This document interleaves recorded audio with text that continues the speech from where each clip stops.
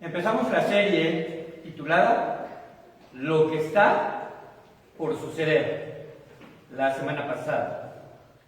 ¿Verdad? Hablamos acerca de la segunda venida de Cristo y de forma introductoria mencionamos, ¿verdad?, que nuestro Señor vendrá, sin duda alguna, con poder y gran gloria. Pero hablamos acerca de algunos eventos que marcan el inicio, ¿verdad?, de lo que la Biblia lo ha mencionado como principio de dolores. Nuestro Señor Jesucristo fue el que más habló acerca de su propia segunda venida. Él habló de su resurrección, lo cumplió, y habla de la segunda venida y lo cumplirá. El tema número 2 se llama el consuelo de la segunda venida. El consuelo de la segunda venida. Ha habido personas y ha habido empresas, inclusive Hollywood, ¿verdad?, que han tomado este evento bíblico y han realizado algunas películas o algunos documentales que en realidad a veces dejan mucho que desear con respecto al seguimiento bíblico. Lo ven y lo marcan más como ficción. También, incluso dentro del ámbito cristiano, hay algunas que están más apegadas a la Biblia, escritos y que también fueron llevadas a la pantalla, con el título, por ejemplo, de Dejados Atrás.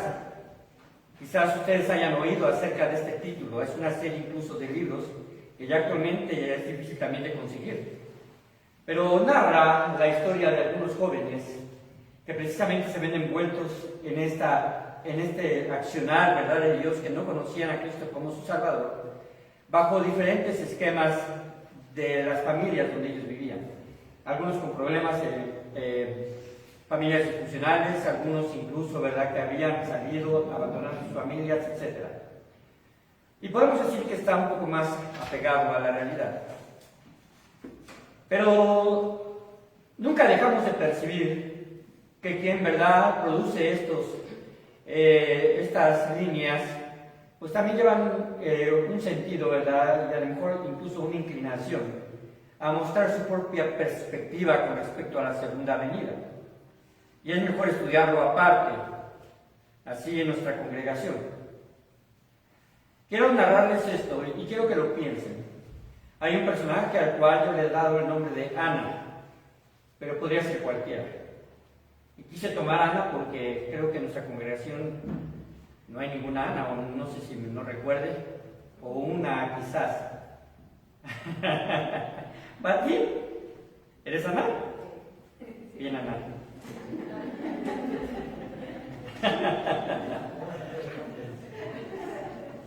Bueno, la tiene.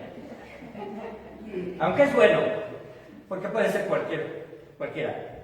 Ya había tomado muchas veces Juan Pérez, pero ya está muy choteado, ¿no? Dice así: para Ana, esa tarde se muestra muy diferente. Acaba de regresar de su cita médica y está en estado de shock. Todo empezó con algunos dolores de cabeza. Ella pensó que era estrés. La responsabilidad de ser madre de los hijos, los problemas laborales, los desvelos, son siempre presionantes para cualquier persona, pensó ella. Jamás se imaginó oír un diagnóstico así. Tiene una enfermedad terminal. Después de una resonancia magnética, llegó el diagnóstico: tumor maligno, inoperable. Por primera vez pensaba en forma seria en la muerte. Pensaba en el futuro, en la iglesia y en Dios. Y una pregunta revoloteaba en su cabeza: ¿por qué a mí? Desafortunadamente, un día normal se puede convertir en el día de las malas noticias. Así sucede. Un día normal, un día en el que usted y yo nos paramos, teniendo planes de trabajo, acudiendo a citas, teniendo quizás la perspectiva, ¿verdad?, de poder hacer algunas cosas, pero llegan malas noticias. Un accidente que hiere a algún ser querido e incluso lo lleva a la muerte. El abandono, quizás de alguien querido. La situación de una enfermedad, como en el caso de Ana. Un día con sol de repente está cubierto de negras nubes. Ana está experimentando los días en los cuales no hay contentamiento, no hay alegría, no hay felicidad. Ana no solamente acude a las siguientes citas médicas, sino también acude a la iglesia. Quizás está buscando una respuesta o solución a su enfermedad. Ella está consciente que está pasando por el proceso de negación. Pero ahí, en una banca, escucha el predicador y escucha un mensaje que impacta su corazón. El mensaje está titulado: esta noche vienen a pedirte tu alma. ¿Recuerdan toda esta porción? Le rico, ¿verdad? Insensato. Ella piensa, ese es mi caso. Y el predicador continúa. Y llega al punto donde menciona: porque el Hijo del Hombre vino a buscar y a salvar lo que se había perdido. Esa tarde, en un culto semivacío, ella entregó su vida a Jesús. Repito, puede ser la vida de cualquiera, ¿cierto o no? Quizás se repite domingo tras domingo en algunas iglesias alrededor del mundo. Es muy raro, hermanos, que alguien trate de imaginar la forma en la que él morirá. Es muy raro que tengamos el pensamiento de agarrar y decir: quiero imaginarme cómo voy a morir.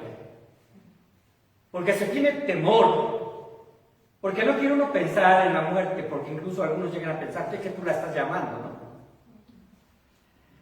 Creo más bien, hermanos, que nuestro pensamiento está enfocado en nuestros afanes, más que en el día de nuestra muerte, en nuestros proyectos, en nuestros planes, en nuestro sentir. Y estos, incluso a mediano plazo más que a largo plazo. Pero hay algo inminente para cada uno de nosotros. Hebreos 9:27, no lo busquen, se lo saben de memoria, estoy seguro. Dice así: y de la manera que está establecido para los hombres que mueran una sola vez, y después de esto, el juicio. Escuchen, así dice la Reina Valera 1960. Y de la manera que está establecido para los hombres que mueran una sola vez, y después de esto el juicio. No hay nada que nos sorprenda, porque esta es una realidad. Todos moriremos en algún momento. Es una enorme verdad. La muerte se nos presenta como algo seguro. Tan seguro, hermanos, tan seguro como el juicio posterior a ella. Porque menciona en el siguiente versículo, Hebreos 9:28, algo importante: que hay un juicio posterior, pero también hay una esperanza gloriosa para los creyentes verdaderos. El versículo 28 continuará ya así, en Hebreos 9. Así también Cristo fue ofrecido una sola vez para llevar los pecados de muchos, y aparecerá por segunda vez, sin relación con el pecado, para salvar a los que le esperan. Nuevamente eso se menciona de su segunda venida. Aparecerá por segunda vez. Yo he insistido que siempre que vayamos a la Escritura, cotejemos con otras versiones. Y en cotejar esas versiones, quizás, vamos a decirlo, las que yo podría recomendar sería la Biblia de las Américas, el lenguaje actual para un mejor conocimiento, e incluso la Biblia Peshitta. Una Biblia que no es muy conocida dentro del círculo cristiano, pero que es una de las traducciones que se puede decir confiables con respecto a la palabra de Dios. Esta Biblia Peshitta dice así en Hebreos 9:27 y 28. Entonces, tal como está establecido para los hombres que mueran una sola vez, y después de su muerte, el juicio. Hace más énfasis, ¿cierto o no? Está establecido que mueran, pero después de su muerte viene el juicio. De la misma manera también el Cristo. Me gusta también esta porción porque en la otra dice también Cristo. Pero cuando menciona el Cristo, se da énfasis a la obra como el ungido de Dios. como el Mesías. También el Cristo, y después de esto su muerte, y de la misma manera también el Cristo, habiendo sido ofrecido una sola vez, presentó en su persona el sacrificio por los pecados de muchos. Pero aparecerá por segunda vez, sin relación con el pecado, para salvarnos para salvación de los que lo esperan. Se menciona nuevamente la segunda venida de Cristo. Hace una distinción. Jesús ya viene sin relación con el pecado. En la primera instancia, en su primera venida, hubo una relación con respecto al pecado, porque llevó el pecado de todos nosotros sobre él. Pero en la segunda ya no tiene ninguna relación con el pecado, sino Él es el juez. Ahora, hermanos, el título es El consuelo de la segunda venida de Cristo. Vayan a 1 Tesalonicenses 4, 18.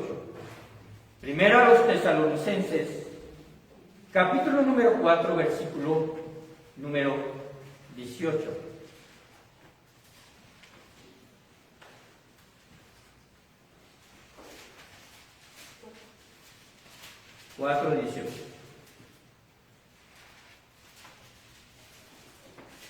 Léanlo conmigo en voz alta.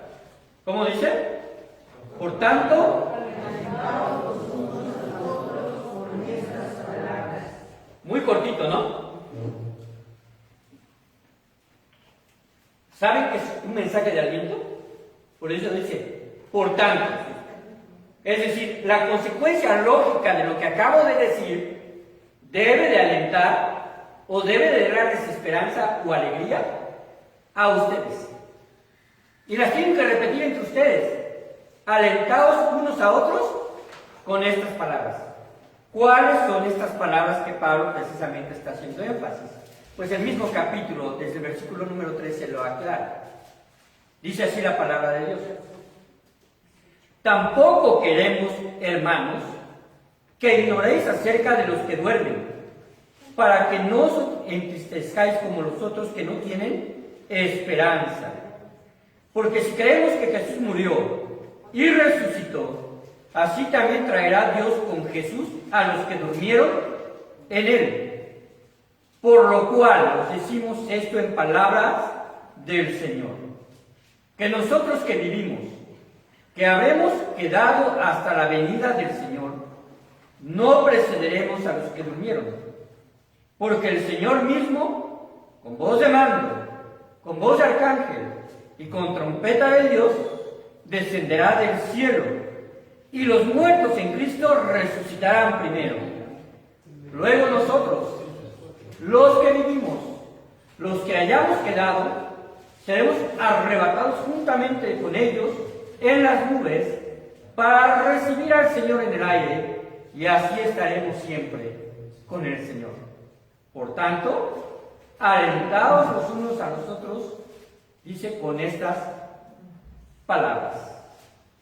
Estas son las palabras que deben de ser de aliento para nosotros, porque tienen una relación íntima con nuestra muerte y con lo que sucederá después de nuestra muerte.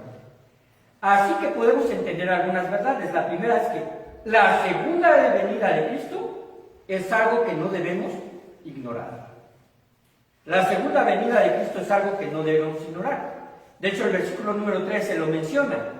Tampoco queremos, hermanos, que ignoréis acerca de los que duermen. El regreso de Jesús, hermanos, no es algo teórico o lejano. No es algo que podemos decir está en segundo plano de nuestras convicciones, sino está en primerísimo plano de nuestras convicciones. Porque es una esperanza de existencia en la vida de los creyentes. Jesús alentó a sus discípulos con estas palabras: no se turbe vuestro corazón, ¿creéis en Dios? Creed también en mí. En la casa de mi Padre muchas moradas hay. Voy pues a preparar lugar para vosotros. Y os tomaré a mí mismo, ¿verdad? Para que donde yo estoy, vosotros también estéis.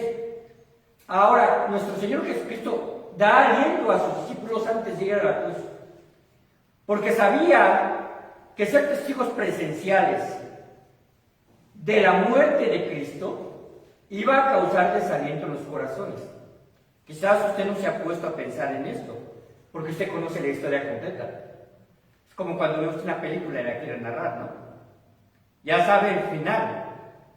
E incluso la revelación nos ha adelantado el final. Y sabemos qué es lo que sucederá. Pero no es un conocimiento del cual nosotros lo acaparemos y digamos, pues vamos a esperar a ver si es cierto, sino tenemos que tener la convicción, de tal forma que incluso la segunda venida de Cristo debe de ser parte de nuestra predicación, desde los púlpitos y desde el lugar donde usted se encuentra. ¿Por qué? Porque es una esperanza de vida. Los acontecimientos que rodean la segunda venida de Cristo no deben de turbarnos. Nuestro Señor Jesucristo: no se turbe vuestro corazón, fue lo que dijo. Ya hemos sido alertados y advertidos por las Escrituras que esto será así. Cristo sabe, hermanos, que somos emocionalmente susceptibles a enfrentar la muerte. Esto es muy palpable. Quienes no conocen a Cristo como su Salvador tienen una inquietud lacerante de lo que les ocurre a sus seres queridos después de la muerte, o lo que les sucederá a ellos después de la muerte, porque hay dudas. Solamente a veces se convierten incluso en frases trilladas y a lo mejor no hay una esperanza, una convicción firme, porque surgen palabras como si solamente Dios sabe dónde estará. Quizás algunos, ¿verdad?, que no creen en Dios, dicen, bueno, pues ahí se va a quedar y hasta ahí se acabó su existencia. Pero aún así en su interior hay un vacío, hay dudas, hay zozobra, porque Dios nos formó de esa forma, para que el hombre, ¿verdad?, pudiese poner su pensamiento en aquello que no conoce y de lo cual solamente Dios tiene la respuesta. Y Cristo le dio una respuesta a Ana. ¿Recuerdan esa pequeña historia de esta introducción? Dice que ella pensó en la iglesia, pensó en Dios. Llegó y tuvo una predicación. Y ella aceptó al Señor Jesucristo como su corazón. Cristo le da también la respuesta a su iglesia, no solamente a Ana. Una respuesta llena de esperanza, porque esta carta está escrita para todos nosotros. Todos, dice aquí, tampoco queremos hermanos. Y entre ellos estamos nosotros. Así que, hermanos, ustedes no deben de ignorar de lo que viene, porque aquí hace una diferencia entre un espíritu triste y un espíritu que debe de estar con gozo, con respecto a esto, con respecto a que hay unos que no tienen esperanza, porque desconocen lo que habrá por venir y porque no tienen al Señor Jesucristo en su corazón. Así que la segunda venida de Cristo es algo que no debemos ignorar. Número 2, también aquí nos enseña Pablo: la convicción de la resurrección de Cristo es la base de nuestra resurrección. Vuelvo a repetirlo. La convicción de la resurrección de Cristo es la base de nuestra resurrección. Tampoco quiere que ignoremos que Jesucristo murió y resucitó, y que además así también traerá Dios con Jesús a los que durmieron en él. Porque si creemos que Jesús murió y resucitó, así también traerá Dios con Jesús a los que durmieron en él. Hay muchas promesas, hermanos, que garantizan la resurrección de los creyentes. Estas promesas están contenidas en la Biblia. Todas ellas dan soporte en la esperanza que tenemos en Cristo y en nuestra resurrección, ¿verdad?, la cual se hizo posible a través de la resurrección de Cristo. Job 19, 25 al 27 dice así, es muy conocido también, pero búsquenlo. Job 19, del 25 al 27.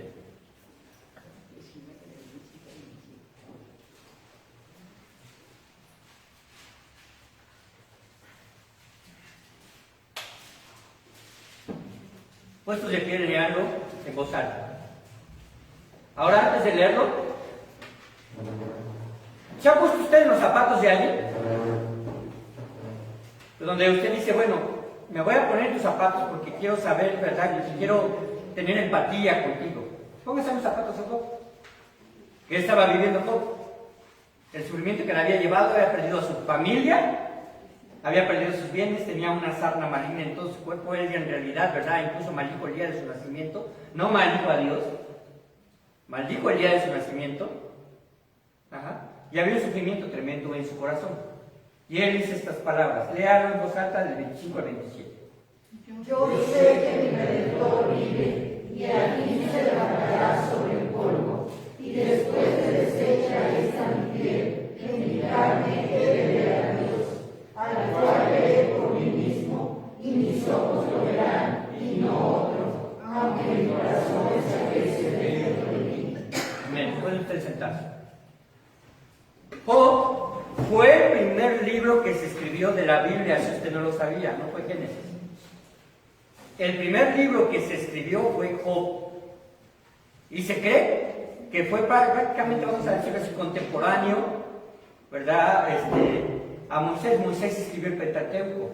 Aunque está hablando del Génesis de Abraham, Isaac, esa escritura surgió hasta Moisés.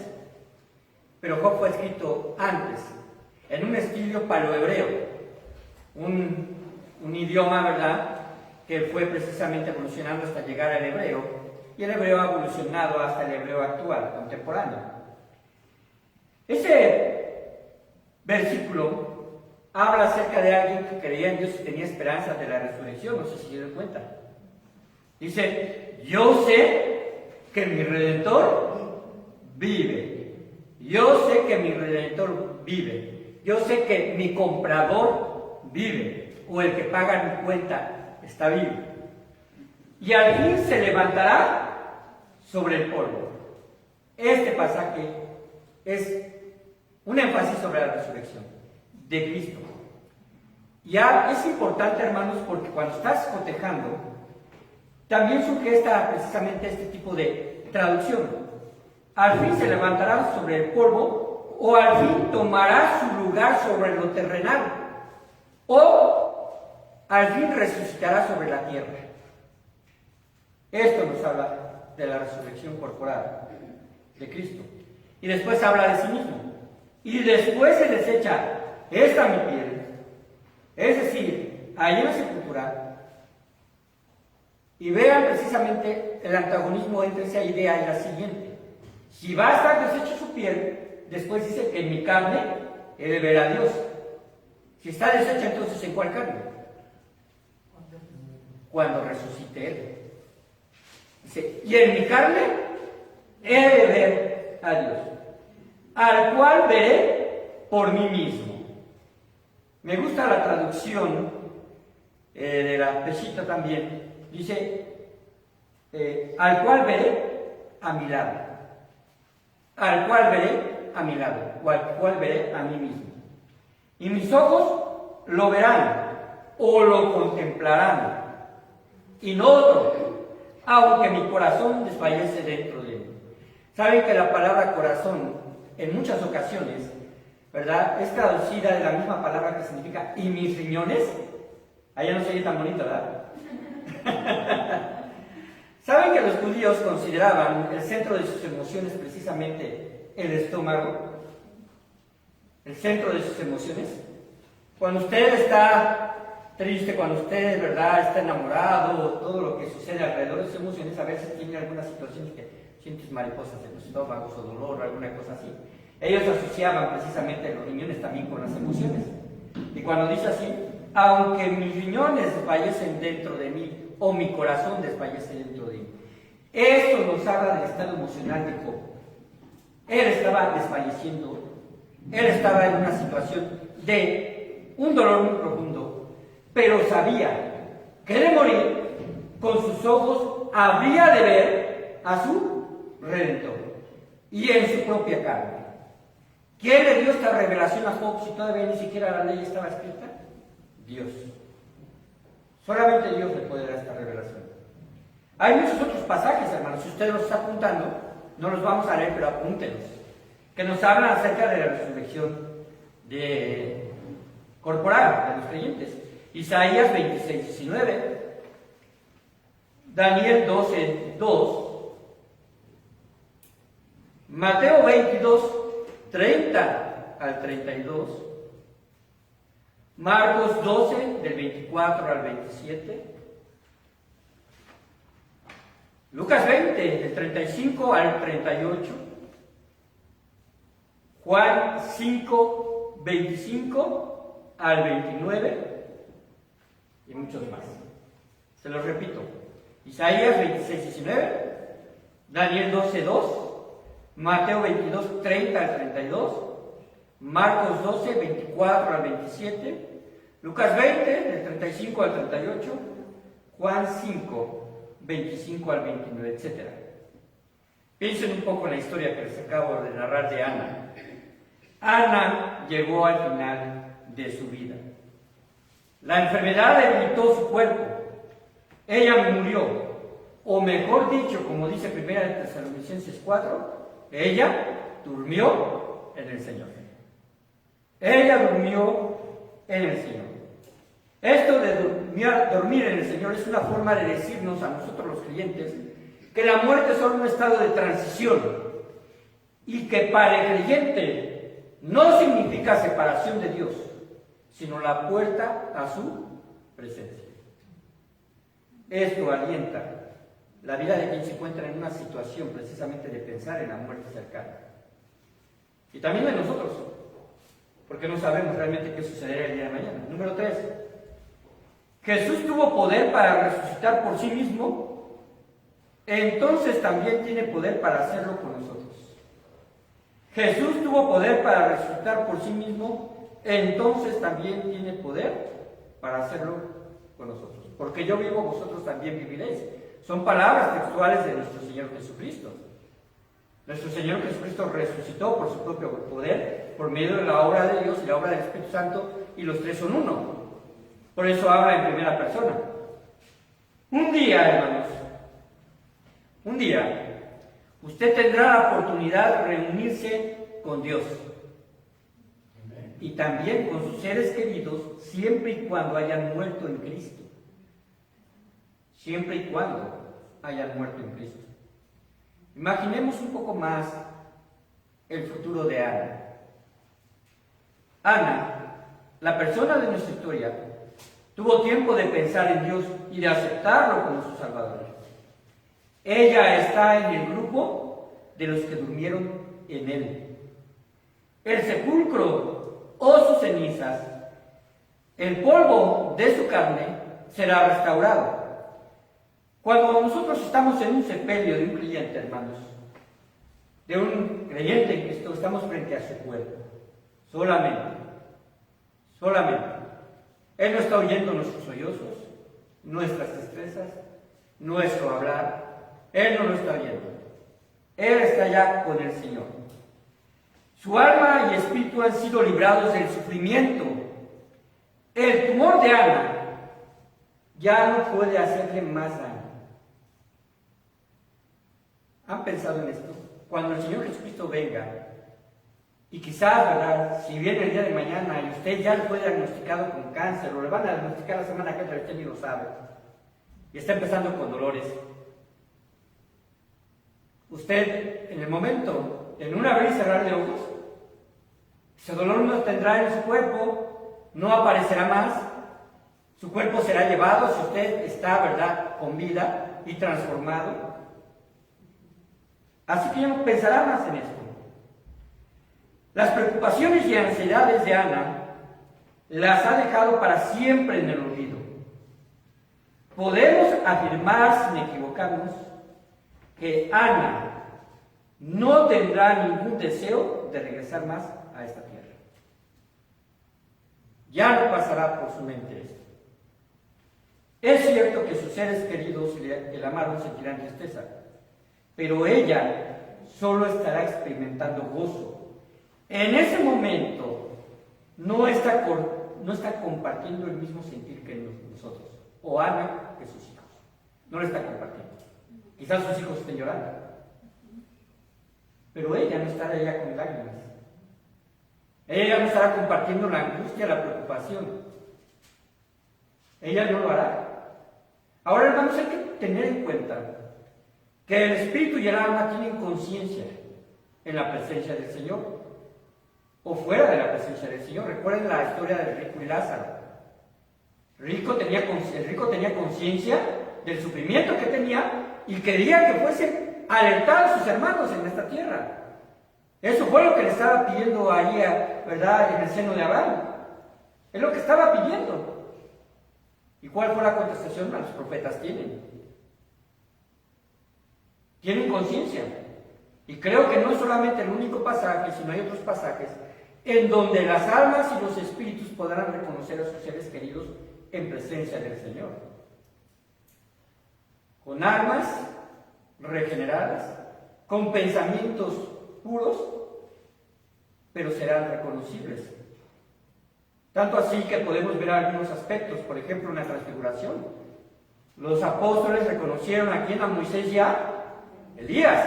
¿Quién les dijo que eran Moisés y Elías cuando ellos estaban prácticamente, vamos a decirlo, si no mal me equivoco, a 700 o un poco más de años de que estuvo precisamente Elías en esta tierra? Y todavía más estuvo Moisés. ¿Por qué lo reconocieron? Porque de alguna forma Dios les dio la sensibilidad de reconocer. Así que, hermanos, los seres queridos quizás sentirán tristeza, pero ella solamente experimentará gozo. En ese momento no está compartiendo el mismo sentir. Y Pablo hace énfasis en esto. No os entristezcáis como los otros que no tienen esperanza. No os entristezcáis. Punto número 4. También menciona en esos pasajes que acabamos de hablar un orden. El orden de la resurrección. Versículo 15. Por lo cual os decimos esto en palabras del Señor. ¿Qué quiere decir? El Señor me lo dijo. Pablo está diciendo, esto me lo reveló el Señor. Que nosotros que vivimos, que habremos quedado hasta la venida del Señor, no precederemos a los que durmieron. Porque el Señor mismo, con voz de mando, con voz de arcángel y con trompeta de Dios, descenderá del cielo, y los muertos en Cristo resucitarán primero. Luego nosotros, los que vivimos, los que hayamos quedado, seremos arrebatados con quien mete el zarpazo. Esa es la idea. Juntamente con ellos en las nubes, para recibir al Señor en el aire, y así estaremos siempre con el Señor. Por tanto, alentaos unos a los otros con estas palabras. El cuerpo convertido en polvo de Ana permaneció en esta tierra. Su espíritu y su alma han gozado por muchos años su estancia con el Señor. Estamos haciendo, ¿verdad?, una recapitulación, imaginando lo que estaba sucediendo ya después de algunos años de haber muerto Ana. La descripción que da la Biblia es que los creyentes tienen vestiduras blancas, pero la promesa del Señor de volver por segunda vez tiene una bendición doble para los creyentes. Los cuerpos que Él nos dio serán rescatados de la corruptibilidad. Ya no serán los mismos. Lo mortal se transformará en inmortal. Ana escuchará cómo la autoridad de la voz de Dios dirá una vez más, como se lo dijo a Lázaro, levántate y anda. Pero ya con un cuerpo glorificado. A Lázaro no le fue dado en ese momento un cuerpo glorificado. Su cuerpo físico resucitó para testimonio de todos los que estaban ahí. Así que Dios dirá esto. Así el alma y el espíritu de Ana se fundirán con su cuerpo. Uno solo otra vez. Una voz de absoluta autoridad sonará con potencia, porque dice que es con voz de mando. Con voz de mando. Así como mandó nuestro Dios a los cuerpos celestiales mantener una órbita, mantener, ¿verdad?, un solo camino, mantener un solo rumbo, así como también mandó callar el mar cuando estaba con sus discípulos y le dijo, calla y enmudece. Así como los ángeles ejecutan su palabra, así manda a los cuerpos terrenales que se convirtieron quizás en polvo, que se transformen en cuerpos gloriosos, semejantes al de Cristo. La voz de mando, hermanos, es una voz similar a la de un arcángel, y la trompeta de Dios marca el instante en que esto ocurre.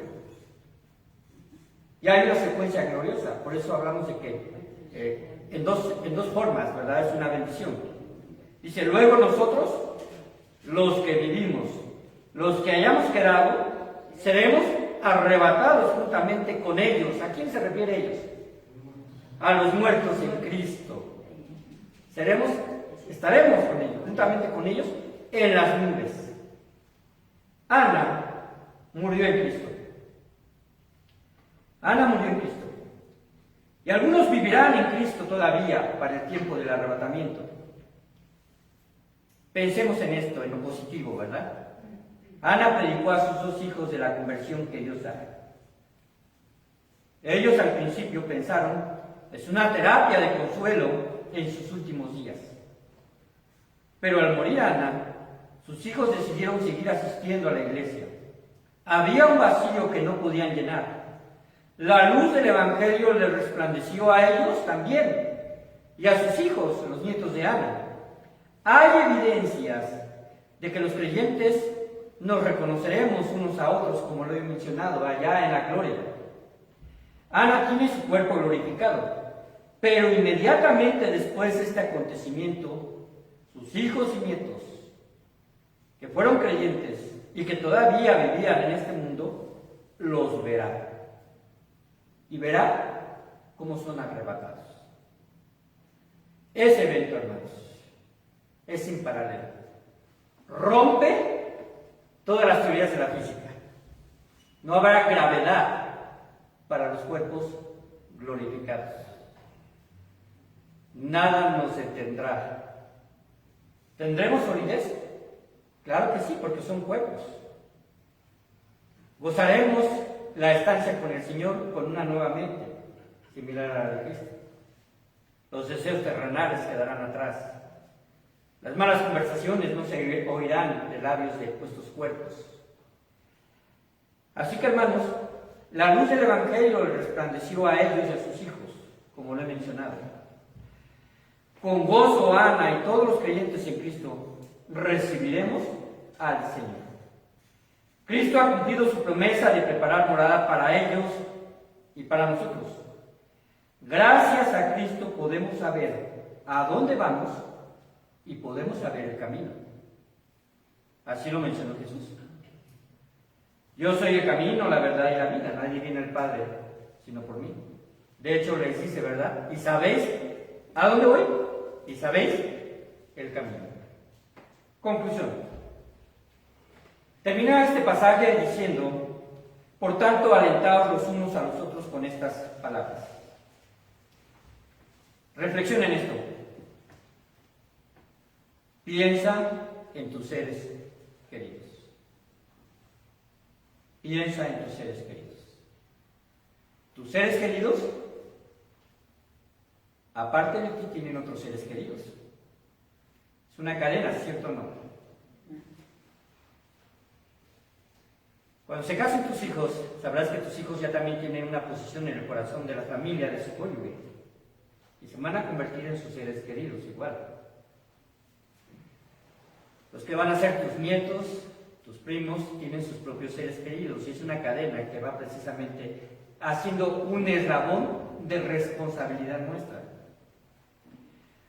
Y dentro de todos ellos, algunos conocen a Cristo y otros más no, quizás la mayoría. Entre ellos niños. Estos niños que murieron sin conciencia de pecado están con Cristo. Todos los creyentes estaremos totalmente vivos. Piensen en alguien de su familia que murió en Cristo. Yo puedo pensar en mi mamá que ya murió en Cristo. El poder de las promesas de Dios da certeza y aliento. La muerte de los creyentes, hermanos, no son nubes negras. En realidad, la muerte de los creyentes podemos ver sobre ellas hacia la luz gloriosa de nuestro Señor. Porque Él descenderá del cielo. Desciende de su morada celestial. Él fue llevado a la diestra del Padre, de nuestro Señor Jesucristo. Descendió una vez para entregar su vida por nosotros, haciéndose corpóreo, tomando forma de hombre. Regresa a estar en su gloria, y en esa gloria que ya jamás va a volver a dejar, y con todo el poder que le confiere la divinidad, porque Él es Dios, va a descender para arrebatar a los suyos. Este será un evento que en realidad desafiará cualquier explicación humana que puedan dar las personas que queden aquí en esta tierra. Y se irán a las fábulas, y se irán a los extraterrestres, y se irán quizás, ¿verdad?, a situaciones con respecto a lo mejor cuestiones metafísicas.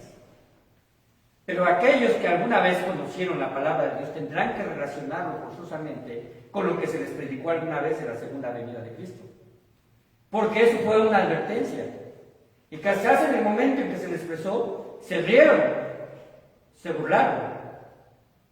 Pero en el momento que lo experimenten, guardarán silencio.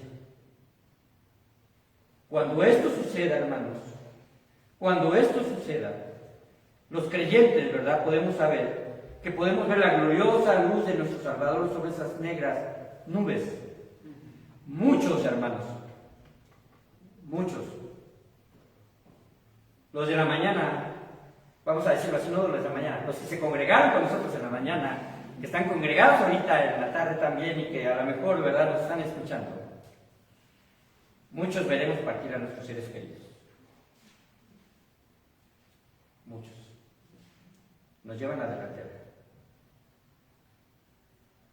Ahora yo le pregunto, ¿lo ama para darle testimonio de Cristo? Quizás ya lo hizo una vez. Quizás nos bastó una sola vez. Quizás sea necesario 2 veces o 3. Muchos veremos partir a nuestros seres queridos. O por el contrario, quizás partimos antes. Pero el pensamiento que debe de estar en nuestra mente es el pensamiento de Job. Yo sé que mi Redentor vive. Y eso es un aliento. Pero al mismo tiempo yo soy responsable delante de Dios de la decisión de poner mi fe en el hombre y en el nombre correcto. El nombre que es sobre todo nombre. Y al pronunciar este nombre, toda rodilla se doblará de lo que está en los cielos, en la tierra y debajo de la tierra. Y toda lengua confesará que Cristo es el Señor para gloria de Dios Padre. Esto, hermanos, es el Evangelio. La pregunta es, y quizás va más bien dirigida a quienes nos están escuchando a través quizás de las redes sociales, porque ahorita aquí en esta congregación, hasta donde yo sé, hemos conocido al Señor Jesucristo como nuestro Salvador. Pero hay quien no ha tomado esta decisión, y la decisión está en el aire. La respuesta de lo que sucede después de la muerte se está explicando en este pasaje y estaremos explicando a lo largo de todo este tiempo que estemos hablando acerca de este tema, porque de eso se trata, de lo que ocurrirá después de nuestra muerte y después del arrebatamiento de los creyentes. Dios da respuestas infinitas, claro que las da. ¿Certeras? Claro que nos está presentando. No hay duda de que esto acontecerá. Pero si alguien tiene duda, lo único que tiene que esperar es que Jesucristo se manifieste, o que muera antes y esté delante del Señor con vergüenza, porque no ejerció fe en la oportunidad que se le dio. Vamos a ver. Padre bendito, te damos muchas gracias por la revelación escrita. Es muy profundo, pero a la vez hermoso, pensar en tu segunda venida. Podemos decir que es suficiente para que no la ignoremos, pero tú te expandes, Señor, todavía más acerca precisamente del tiempo del juicio venidero.